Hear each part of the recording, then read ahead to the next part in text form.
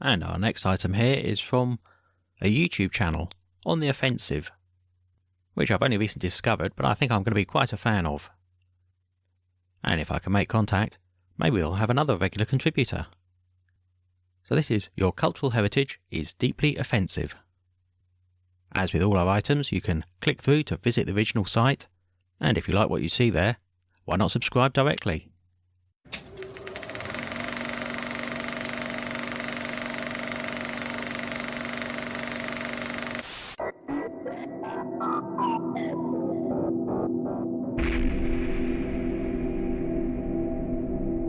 If you aren't British, you might look at Morris dancing and think, what is this gay shit? I get it, it appears antiquated and it isn't exactly cool, but it's actually quite exciting. If you go shopping in an old English town like Sherborne or Salisbury or Oxford or whatever, you might find Morris dancers performing in the street. It's loud, it's colourful, it's rhythmic, and most importantly, those taking part are enjoying themselves. So they bring a vibrant jolliness that cheers people up. It can also get quite boisterous, and you'll see kids who are watching start doing that funny dance that kids do. When the sticks smack, you can actually feel it in your gut. A bit like how the bass speaker at a club vibrates your belly. This is good old-fashioned fun. Have a 15-second watch of this, and then we'll carry on with the video.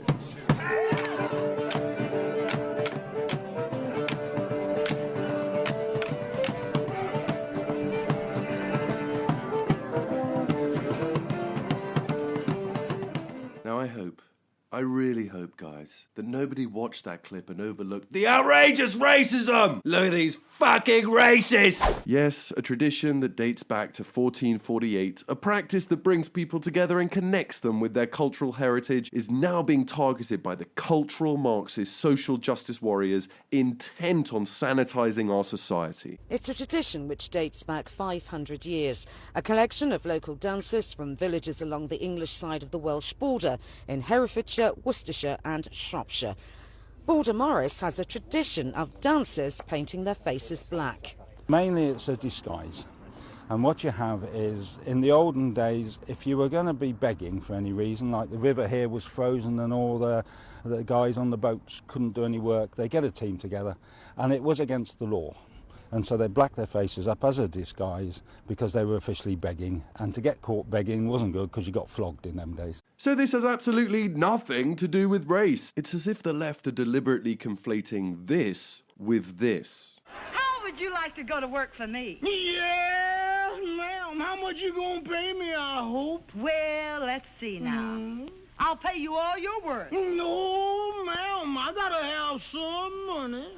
I understand why black people would find this offensive, but Morris dancing predates minstrel shows by 400 years. These shows were in America. Morris dancing is English. But blackface is blackface. The lefties, who usually call for nuance, seem, in this instance, unable to make a simple distinction. While the Border Morris dancers say the tradition has no racial connection, organisers of the Shrewsbury Folk Festival say they've been approached by an organisation called FRESH, Fairness, Respect, Equality Shropshire, who have objected to the practice. Some people misunderstand it, but Morris teams wear all sorts of coloured clothes and face paints, not just black, and so... But however, they still get a little bit upset about it sometimes, so we thought best to avoid it. I grew up in the British countryside, so I know this kind of woman. She just wants everyone to get along. She doesn't want to cause a fuss. She probably bakes cakes at the summer sale and knows everyone at the church. She's nice. But even she knows the face paint has nothing to do with race. This is all going on in Shrewsbury, Shropshire, by the way. Isn't it a beautiful town? A quaint place with low crime rates where everyone gets along? More or less. People eat fish and chips, frequent the pubs, and take walks with their Labradors. It's lovely. But it's also the home of FRESH, Fairness, Respect, Equality Shropshire. According to their website, FRESH are promoting equality, diversity, and the elimination of unfair treatment and discrimination. We do this in different ways, including networking to encourage discussion and action on equality, diversity, and anti-discrimination. Yay! Monitoring equality and diversity practice in agencies with a statutory equality duty. Challenging oppressive and discriminatory views and behaviour. Campaigning publicly for good equality and diversity practice and improvements. Blah, blah, blah, blah. You get the point. They're busybodies. They're moral authoritarians. They're dare I say it, cunts. It seems absurd that such an organisation would be required in sleepy old Shropshire. I guess the county is awash with racism, so thank goodness this organisation exists to deliver some much-needed social justice. I've often said that with the modern left, since certainly the end of the Cold War, they've basically had a supply and demand problem. They want racists, they want Nazis, they want bigots, and actually, thank goodness, certainly in my society, I think in yours, they're in pretty short supply.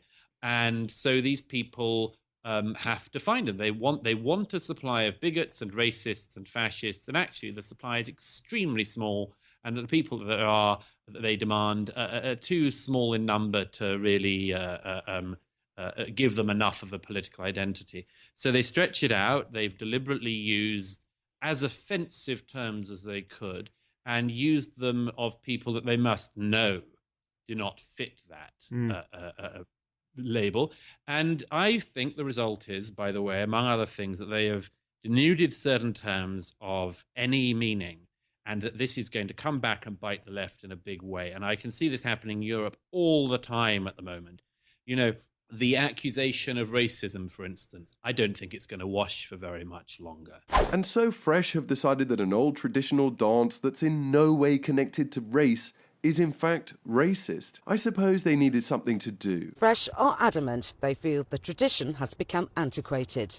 We fully accepted and acknowledged the Morris dancing tradition, but that we felt maybe they weren't like to consider it was time to move on and find different ways of celebrating those traditions. This is just another example of the ongoing cultural suicide across the Western world. Another example of the progressives shaming us to get what they want. Why do we allow these wimps to dictate to us how we should behave? Why are we so happy to bend over backwards to not offend, especially in instances like this, where the thing they want banned is in no way offensive whatsoever? These people go around town deconstructing everything they see into its smallest parts, determined to find something wrong with it, determined to be outraged and offended. It makes them feel superior to the very society that raised them. It makes them feel better than everyone else, that they're more aware and socially conscious. And I think it's genuine. Sure, some of them want to be more inclusive and they think what they're doing is for the greater good, but I think a good portion of these permanently offended whiners just hate their own culture. They hate their own country. They feel no attachment, no loyalty, no pride. Right now, these people are a tiny, tiny, shrill minority, and the blackface paint has only been banned from one festival. But given how things are going, when we look at social justice in our government schools, or how even treasured symbols of our culture are now deemed offensive, one wonders how long this tradition will survive. But I don't care if this queer dance gets banned. Okay, how long until they decide something you really do care about should be banned? You know the old quote, "First, they came for the Morris dancers, and I did not speak out, because I wasn't a Morris dancer.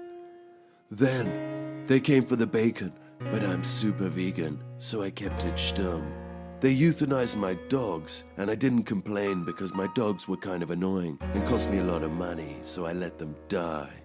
But then they said drum and bass was homophobic, and that's when I said, hey, you've crossed our line, buddy. You've crossed our line big time. But there was no one left to speak out for me, so they put me into a re-education camp where I was raped every day by the buxom feminist god." But seriously, let's consider what our world, what our societies would look like if these postmodernist cultural theory applying communist cunts win. Is there anything they wouldn't change? They'll replace the national anthem with a fucking "we have nothing to lose but our chains" chant. In America, the Pledge of Allegiance will be scrapped and substituted with a check your privilege checklist. In Canada, hockey is deemed toxic masculinity and thus illegalized. And in Australia, no one tells a racist joke ever again! G'day, Mr. Stewart. I've got the afternoon free to see if you needed a hand with anything, bro.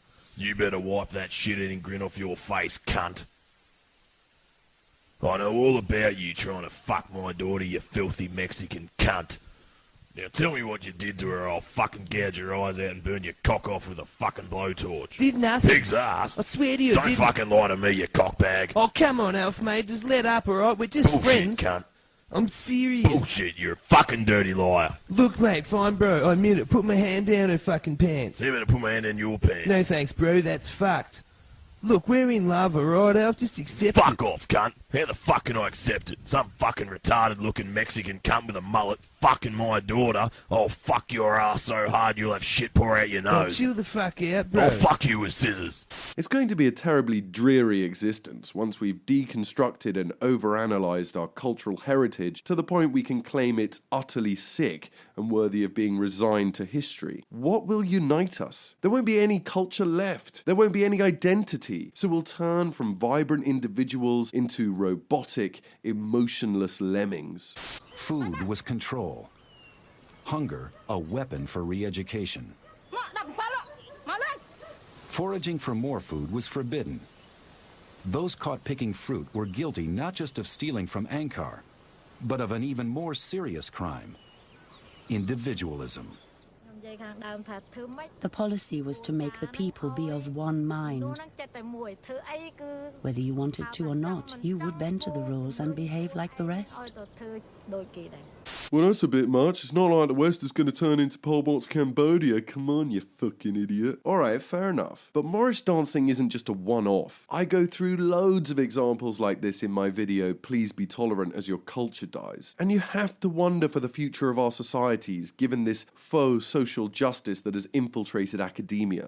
This is the National Union of Students, or NUS, YouTube channel. It's criminally undersubbed. Watch this, and you'll see what I mean. And this year hasn't been business as usual. We didn't just talk, we delivered. But there's so much still to do to make higher education look the way we want it to.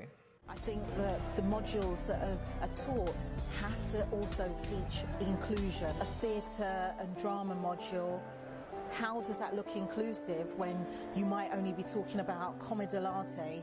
Actually, during the era of commedia dell'arte, there may have been black theatre productions. That needs to be spoken about too. Oh, hiya. I'm Shelley. I'm the Vice President Welfare here at NUS. We've launched a campaign hub on NUS Connect, which contains resources on how to campaign for alternative assessments, how to collaborate with staff and challenge the curricula and how representative it is of the student body, and also tips on how to liaise more with activist groups on campus like Feminist Society, BME Networks, Disabled Students Network, LGBT Plus Society, in order to create transformation in education. It sounds amazing. I look forward to seeing the student movement dismantle the white supremacist patriarchal higher education system. I've never been quite what people expected of me. On my estate, I was supposed to be butch, but I was camp. In my school, I was supposed to be into boxing, but I was into boys. And in PE, I was told to slip on my football boots, but instead, I used to slip on my dancing shoes. Shakira Martin, re-standing to be your Vice President for Further Education. Standing on a record for taking on the Tories, fighting cuts, fighting racism, fighting climate change and war. Yes, my NUS family, you've got it. I'm a fighter, FE fighter. And I tell you what, you need a fighter leading this campaign because the Tories are out to get every single one of us. 10 years ago, we talked about outreach schemes. 5 years ago, we started talking about retention. Only in the last year have we admitted that academia itself is oppressive. Our campaigning this year has been excellent. FE unplugged, cut the cost, grants not debts. But next year, let's take it to another level. I say, let's do this. But you know what? Dismantling institutional oppression is going to take more than a year. Let's not pretend all we need is a plan and determination, because it's not just about changing a few policies, it's about changing who has power. I say freedom for Palestine, no to climate change chaos, because if climate were a bank, it would have already been saved. If we don't challenge the way our universities work, if we're happy with a quick win and the committee-approved election plan alone, we are letting our members down. Because that leaves the power exactly where it's always been, in the hands of old, white, posh men. Inclusive can't just be white men. With 2 weeks left until the general election, we need to kick out the Tories and their Lib Dem brethren who are going out to destroy our education. We don't need more rhetoric, conference. We need a revolution. Re-elect me and I will continue to fight for liberation and campaign against all discrimination.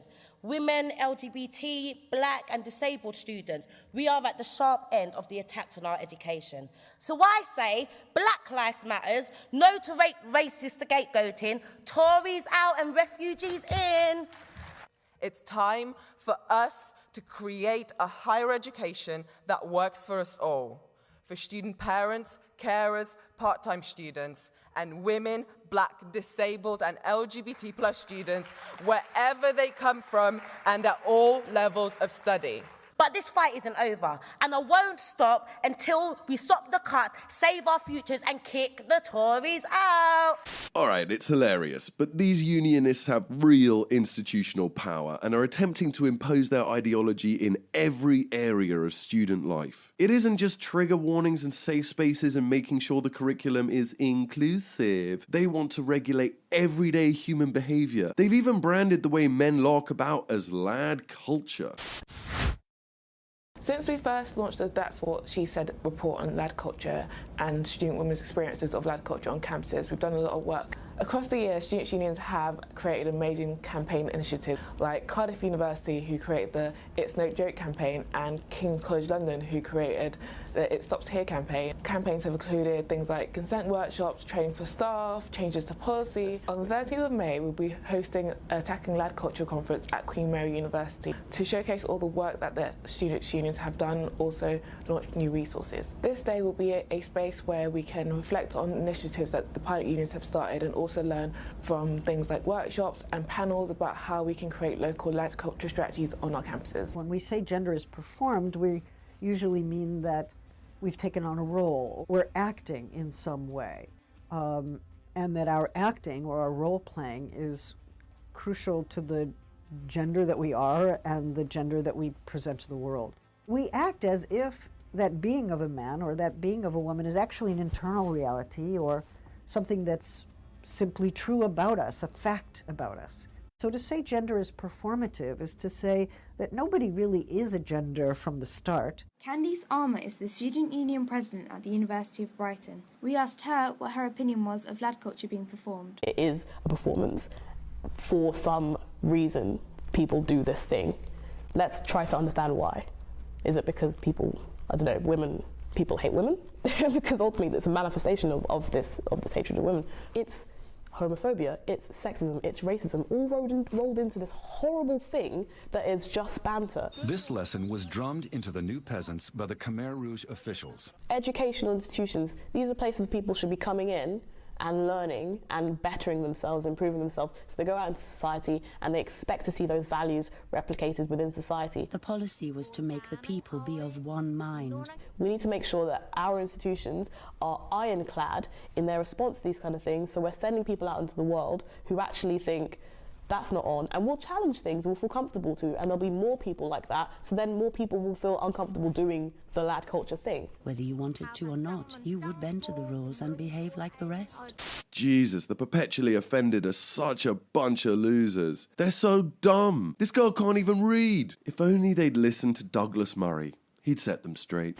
If you cannot cope with Halloween costumes, then you've got no place at a university, because you're going to have no chance of dealing with quantum physics or Shakespeare or Heidegger if Halloween spooks you out this much. You're a useless person, and you're going to go into a useless career, because if you're a lawyer and you have gone to Yale, but you're too sensitive to hear about rape cases, you're not going to be able to represent anyone in a court of law. So you're no use for the law. You're no use for literature, because you might read a novel which will trigger you. You're no use for the sciences. You're no use for anything. Well, at least they'll be able to get a job at Fresh. Oh, we should film it. Social justice warriors, activist groups, cultural Marxists, the academics pushing critical theory and postmodernism, all of them need to be loudly told to go fuck themselves. Stand with the masses, stand with the crews, live and direct. Cool FM right about now, Cool London representing. Highest degree, Cool London family. CoolLondon.com. Let's do it again. Cool.